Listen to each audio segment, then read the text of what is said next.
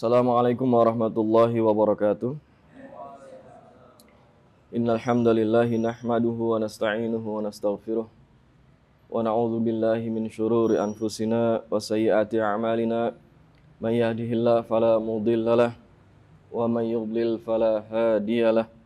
Asyhadu an la ilaha illallah wahdahu la syarikalah wa asyhadu anna Muhammadan 'abduhu wa rasuluhu la nabiyya ba'dah. Ikhwafillah rahimakumullah. Hari ini kita akan membahas serta mentelaah sebuah pertanyaan, kenapa kebutuhan kita akan hidayah Allah Subhanahu wa taala begitu besar.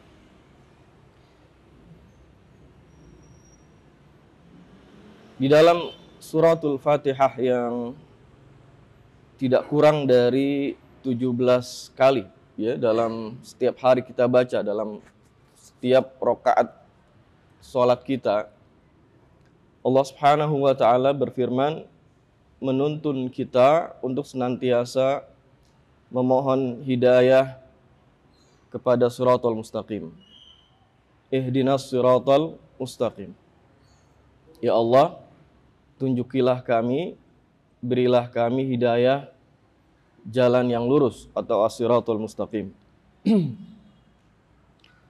Tentang makna ayat ini telah dibahas oleh para ulama dalam banyak sekali kitab, diantaranya tafsir suratul Fatihah.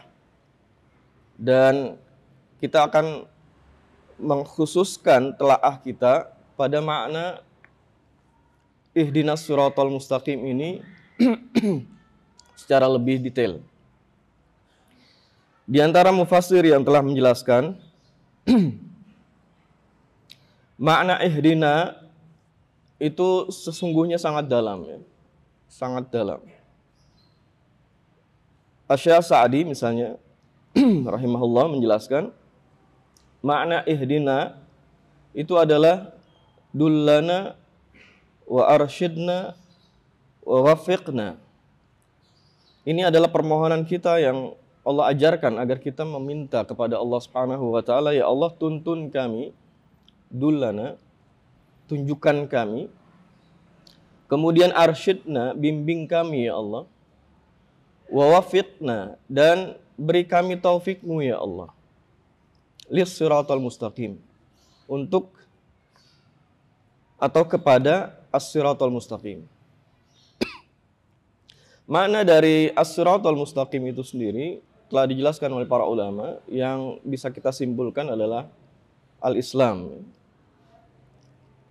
Akan tetapi penting kita ketahui bahwa makna ihdina ini lebih daripada sekedar yang kita pahami selama ini.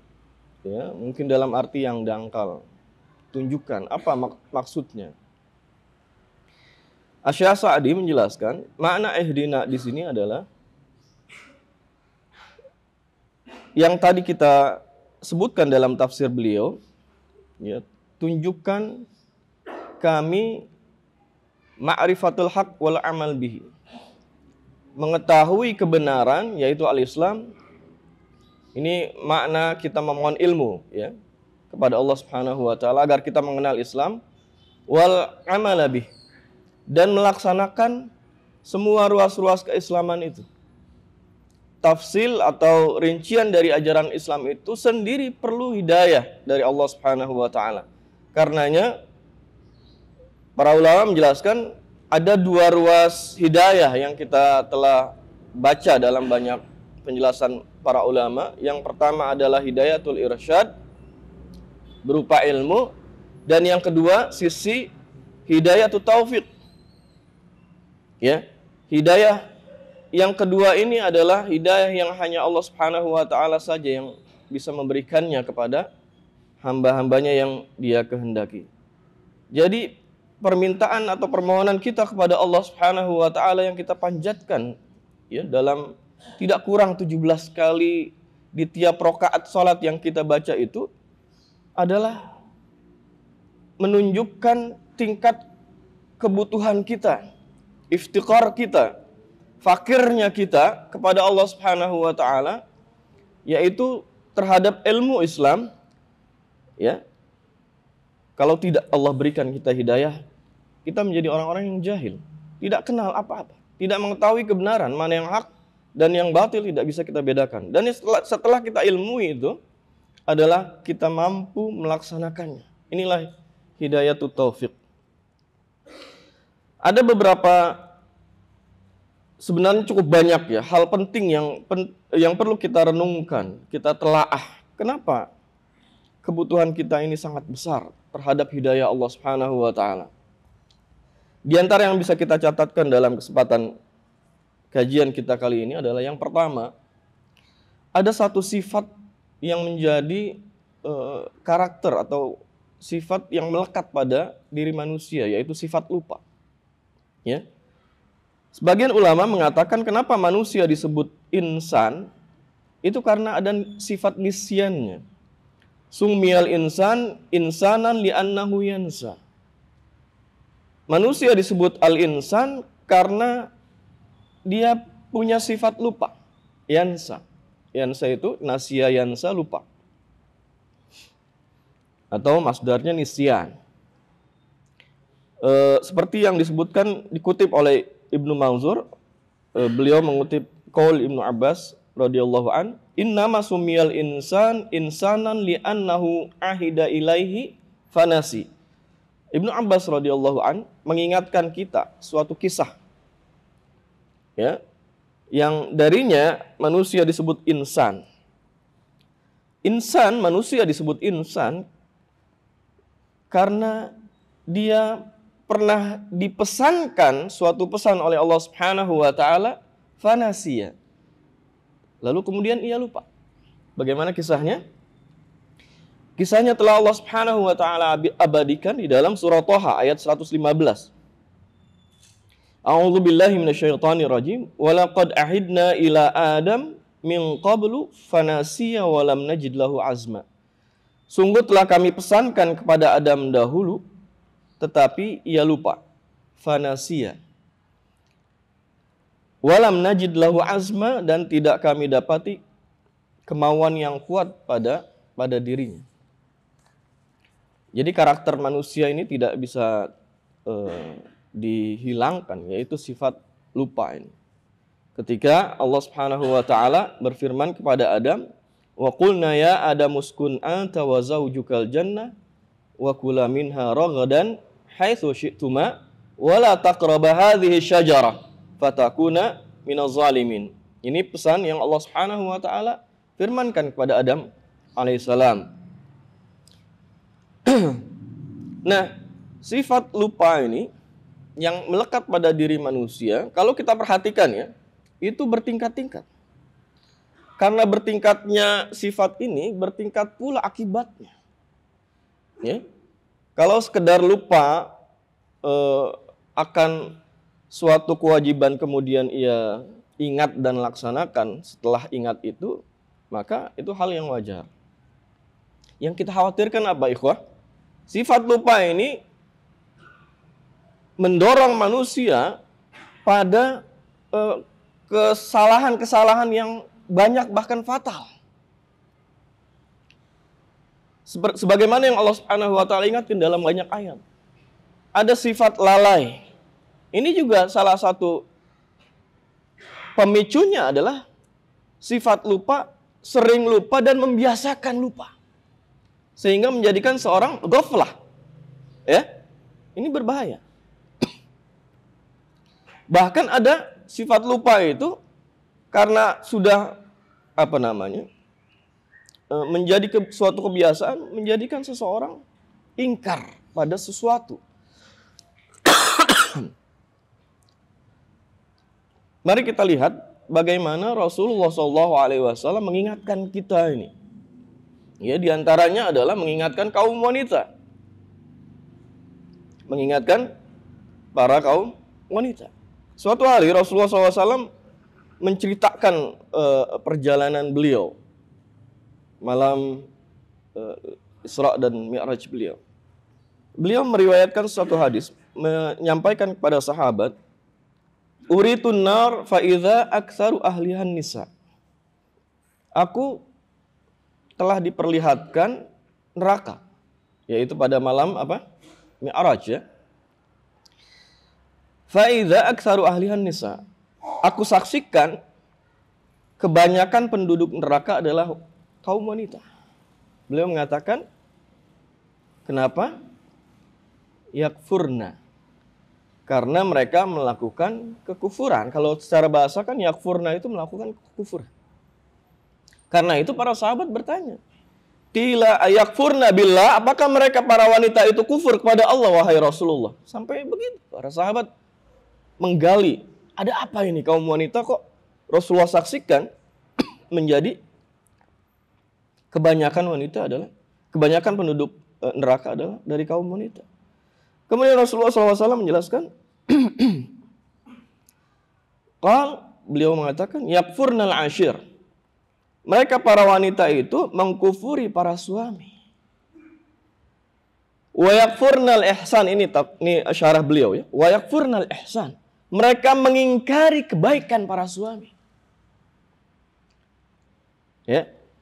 Ini diantara sebab ini terjadi pada kebanyakan wanita, kalau kita perhatikan adalah sifat lupa. Cuma sudah mengkristal. Gitu ya. Kebanyakan mereka mengingkari kebaikan para suami. Bukan nggak tahu ya. Bukan nggak tahu suami itu baiknya seperti apa. Bukan. Tapi mereka ingkari. Lau ahsanta ila ihdahunna dahra thumma ra'at minka syai'an qalat ma ra'aitu minka khairan qat. Bagaimana bentuk pengingkaran kaum wanita atas kebaikan para suami mereka? Rasulullah menjelaskan, kalau kamu berbuat baik pada mereka ad-dahr 1 tahun atau sepanjang tahun, kata beliau, tsumma ra'at minka syai'a, kemudian mereka melihat kamu melakukan satu saja kesalahan, kekurangan, apa yang mereka katakan? Qalat ma ra'aitu minka khairan qat. Aku enggak pernah lihat kamu melakukan kebaikan sedikit pun wahai suamiku. Tuh, ini bukan kita yang mengatakan, Rasulullah telah mengabarkan. Ini salah satu karakter nisyan yang berbahaya. Kaum wanita kebanyakan gampang lupa kebaikan suami. Sebaliknya sedikit saja kesalahan suami tertancap di memorinya sepanjang hayat dia. Makanya disebut yakfurnal ashir. Mereka mengkufuri, mengingkari kebaikan para suami. Yakfurnal ihsan. Antum coba perhatikan sejarah hidup masing-masing yang khususnya sudah berumah tangga ya. Iya kan? Baru kemarin dikasih biasanya nih ada sebagian suami nih kalau gajian semuanya dikasih kepada istrinya. Ya. Minggu depan antum melakukan kesalahan, udah habis itu. Gak ada harganya sama sekali. Betul ya? Gak ada harga sama. Bahkan siap untuk diungkit kapan ada waktu dan kesempatan, tinggal tunggu waktu. Kadang-kadang begitu. Allahul musta'an. Jadi sifat, kita kembali ke tema kita, sifat lupa ini berbahaya. Jadi nggak bisa kita abaikan. Antum merasakan sendiri betapa cepatnya kita lupa. Betapa mudahnya kita lupa. Baru kemarin Ramadan, walhamdulillah Allah berikan kenikmatan kita. Yang terbesar apa? Ziyadatul iman. Bertambahnya iman kita. Dan kita merasakan sendiri semangat ibadah, betul ya? Membaca Al-Quran, nggak cukup selembar 2 lembar. 1 juz, nggak cukup 1 juz. Pengen khatam buru-buru.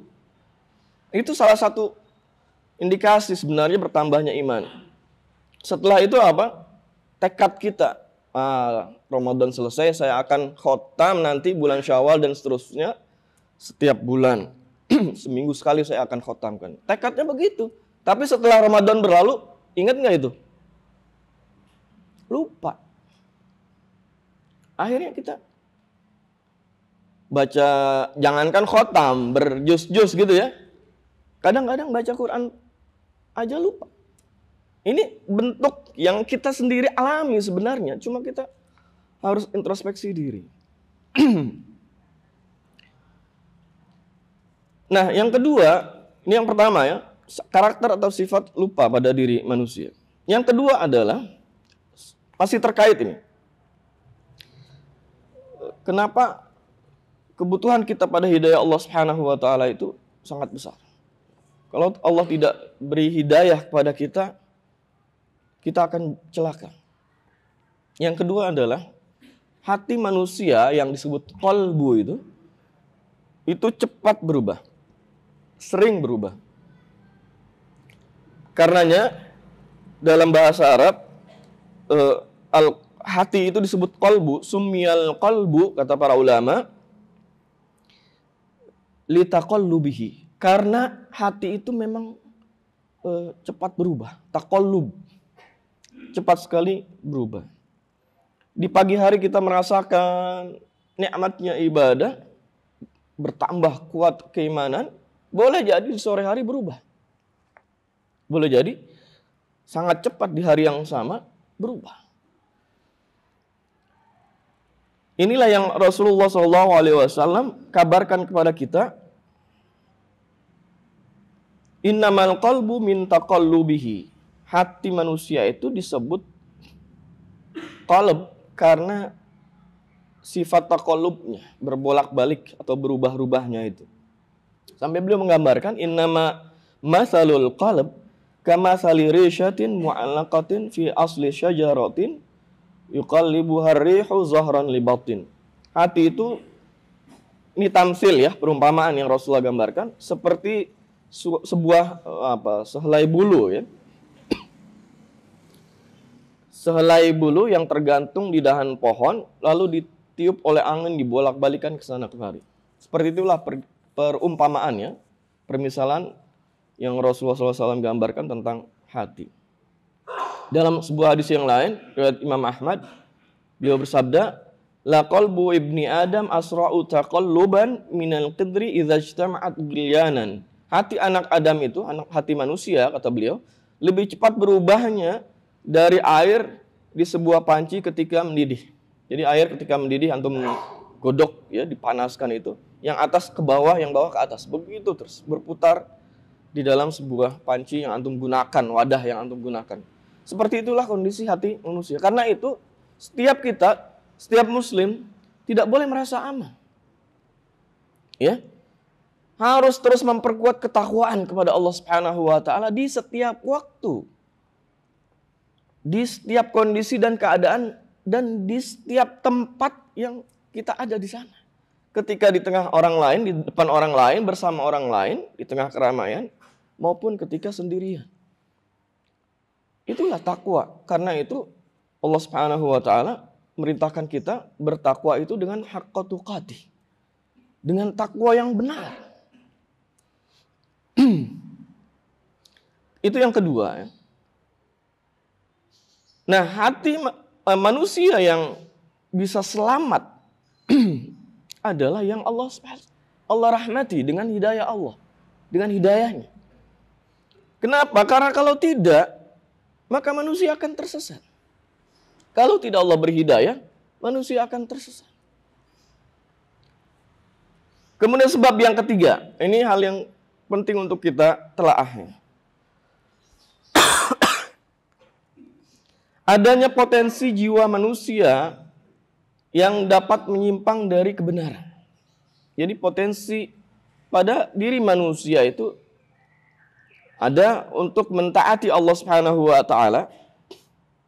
Allah fitrahkan pada diri kita, Allah ciptakan dengan fitrah Islam, tetapi ada juga potensi pada diri manusia untuk terjatuh pada kesesatan atau menyimpang dari jalan yang benar.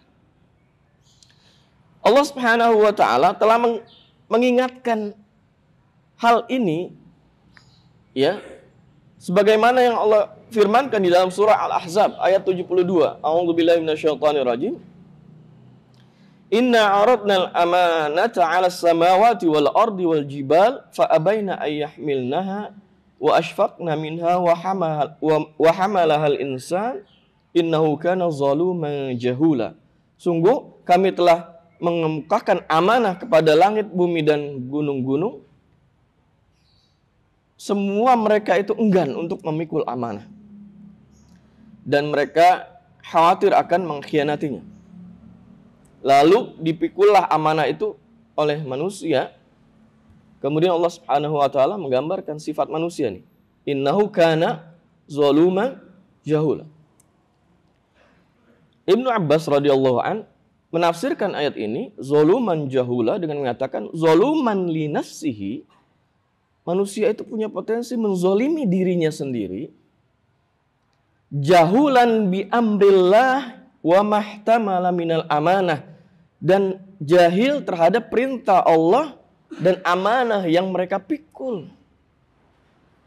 Ini potensi pada diri manusia yang harus kita waspadai. Orang yang zalim itu bukan berarti dia tidak berilmu. Bisa jadi dia sudah berilmu tapi dia abaikan ilmunya. Tidak dia laksanakan, dia tidak tunaikan konsekuensi dari ilmunya. Lalu dia terjatuh pada kesesatan. Ini yang disebut dengan zolum. Zolum li nafsih. Karena itu Allah Subhanahu wa taala dalam satu kisah ya, Nabi Yusuf alaihissalam ya, yang Allah abadikan dalam surah Yusuf ayat 53, qaul Nabi Yusuf mengatakan, "Wa ma ubarri'u nafsi innan nafsa la ammaratum bisu illa ma rahima rabbi inna rabbi ghafurur rahim." Aku tidak menyatakan diriku bebas dari kesalahan, ubarri'u nafsi. Wa ma ubarri'u nafsi. Aku tidak katakan diriku bebas tidak mungkin terjatuh pada dosa dan kesalahan. Innan nafsa la ammaratum bisu, karena jiwa itu, nafsu itu, hawa nafas itu, jiwa, terkadang disebut hawa nafsu itu, la ammaratum bisu, selalu mendorong pada keburukan. Illa ma rahima rabbi.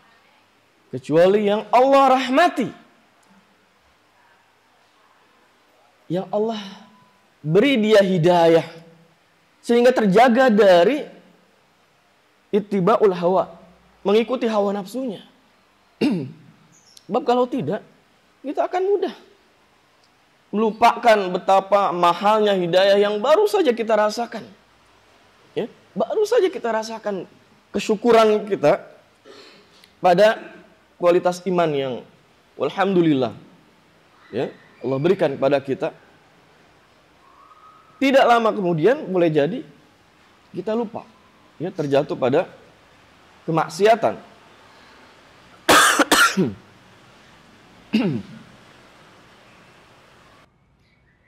Nah, potensi jiwa manusia ini telah dijelaskan oleh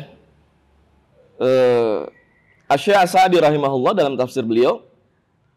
Kenapa an-nafs itu la ammaratum bisu disebut oleh Allah Ta'ala dalam ayat surah Yusuf ini senantiasa mendorong kepada keburukan. Likatsiratil amr li sahibiha bisu.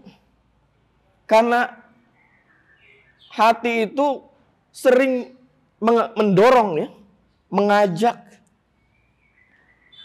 pemiliknya, jiwa manusia itu sering menuntun manusia pada keburukan, pada dosa dan kemaksiatan.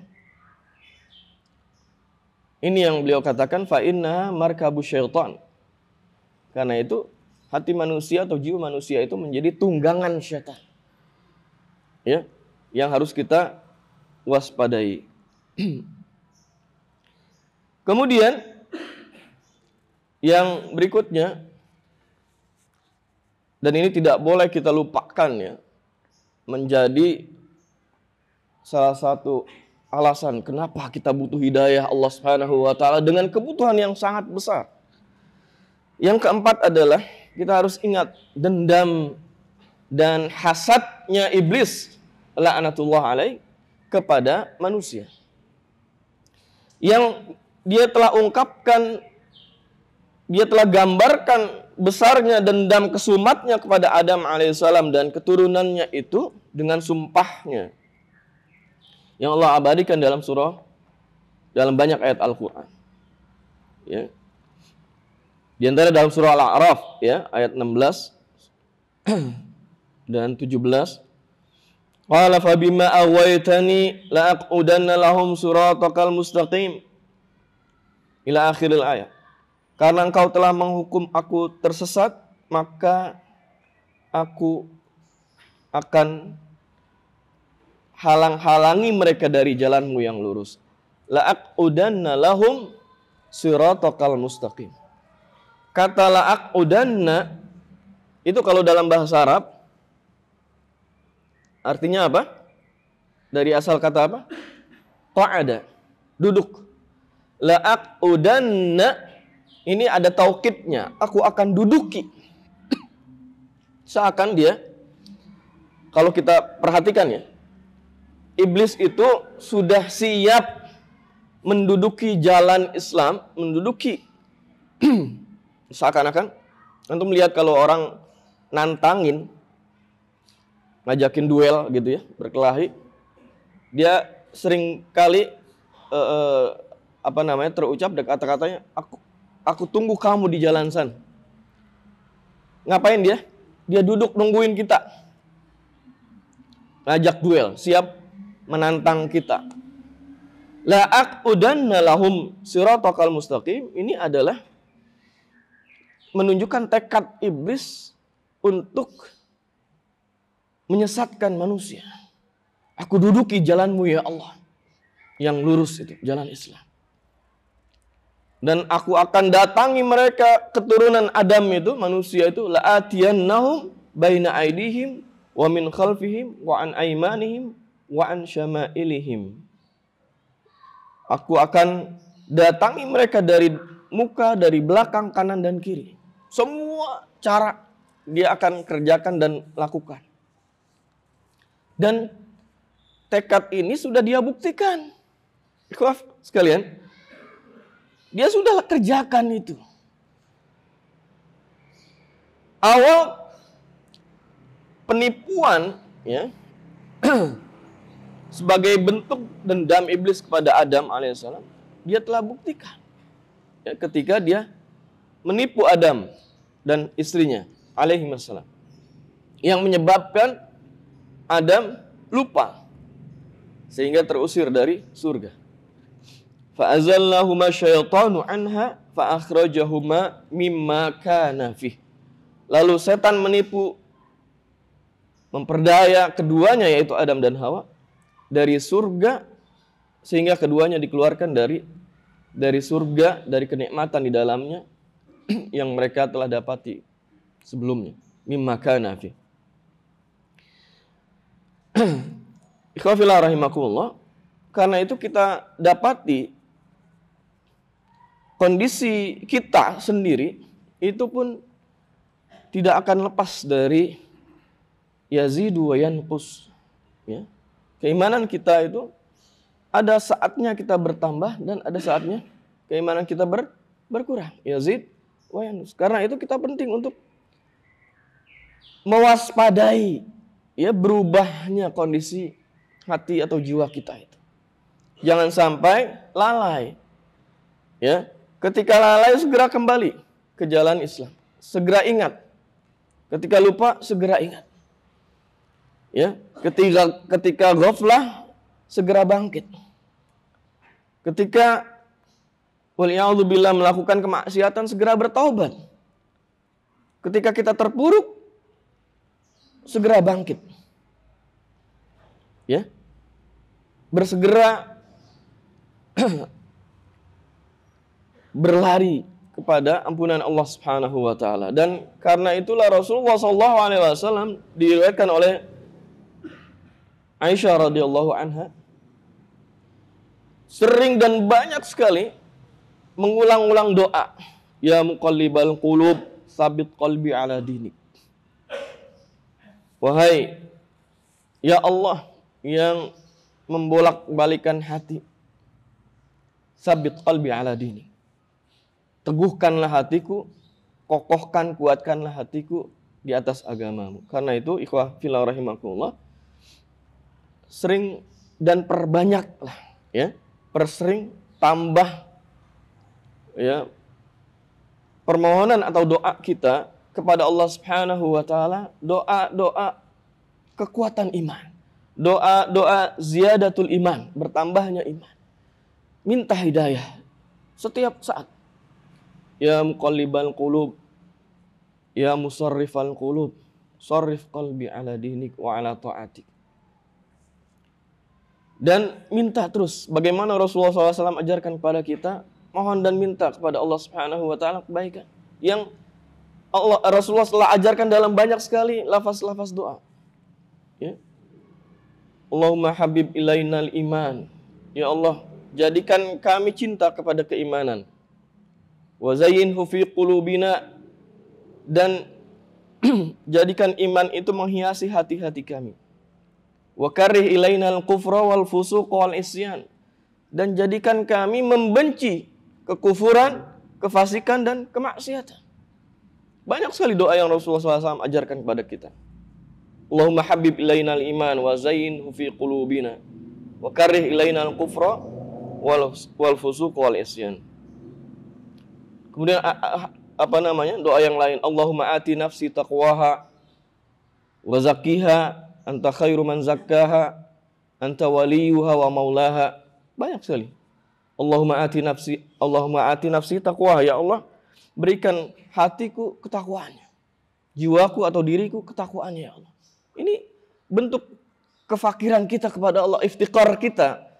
Betapa sangat butuhnya kita kepada hidayah Allah Subhanahu wa taala. Wa zakkiha, dan bersihkan jiwaku dari segala macam bentuk kotoran dan dosa. Anta khairu man zakkaha, ya Allah, Engkaulah yang mampu untuk, yang maha kuasa untuk membersihkannya. Anta waliyuha wa maulaha, Engkaulah wali dari jiwaku dan zat yang maha penolong. Jadi ikhwah fillah rahimakumullah, penting bagi kita untuk menyelami setiap ayat secara umum, wabil khusus ayat-ayat yang di dalamnya Allah Subhanahu wa taala menuntun kita atau terkandung di dalamnya doa permohonan. Ihdinas siratal mustaqim, ini kan doa permohonan nih. Ihdina ya Allah, tunjukkan kami, berikan kami hidayah kepada siratal mustaqim. Dan lafaz-lafaz doa permohonan yang Rasulullah SAW ajarkan kepada kita yang relevan atau terkait dengan permintaan bertambahnya iman, ya, atau penambahan hidayah dari Allah Subhanahu wa taala. Wallahu a'lam bishawab. Ini yang bisa kita bahas dan kaji tentang besarnya kebutuhan kita pada hidayah Allah Subhanahu wa taala. Wa sallallahu ala nabiyyina Muhammad wa ala alihi wa sahbihi wasallam. Subhanakallahumma wa bihamdik, asyhadu an la ilaha illa anta astaghfiruka wa atubu ilaik. Assalamualaikum warahmatullahi wabarakatuh.